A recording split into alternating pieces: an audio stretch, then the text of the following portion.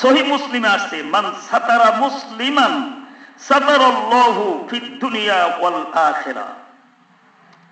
কেউ যদি কোনো মুসলমানের দোষ গোপন রাখে, বেচারা ভুল করে একটা দোষ করে ফেলছে, এমনি ভালো মানুষ হঠাৎ করে একটা দোষ করে ফেলছে, এটা প্রকাশ পাইলে তার ইজ্জতের ক্ষতি হবে, সম্মানের হানি হবে, সমাজে মানুষ তাকে ছোট করে দেখবে।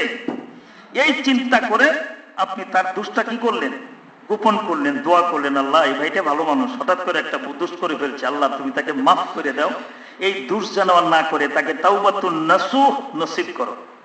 তার জন্য কি করবেন, দোয়া করবেন। লাভ কি ভাই, তো হুজুর ও দোষ করছে ওর জন্য আমি দোয়া করবো কেন? ও দোষ করছে, ওরে হেদায়েতের জন্য, ক্ষমা পাওয়ার জন্য আপনি দোয়া করলেন, যখন ওর জন্য আল্লাহ রহমতের ফেরেশতারা দোয়া করবে আপনার জন্য, আল্লাহ ওকে আগে এই ক্ষমা করে দাও, ওর আমলনামায় সওয়াবটা লিখে দাও, তারপরে ওই বান্দারে মাফ করো। তা আমি দোয়া করব যখন অন্যের জন্য, আমার জন্য দোয়া করবে কে? রহমতের ফেরেশতারা। আমি যে তার জন্য দোয়া করলাম, এটা কবুল হবে কিনা গ্যারান্টি নাই, আশা আছে, কিন্তু এই দোয়ার বদলতে ফেরেশতারা যে আমার জন্য দোয়া করবে এটা কবুল হবে, তাতে কোনো সন্দেহ নাই।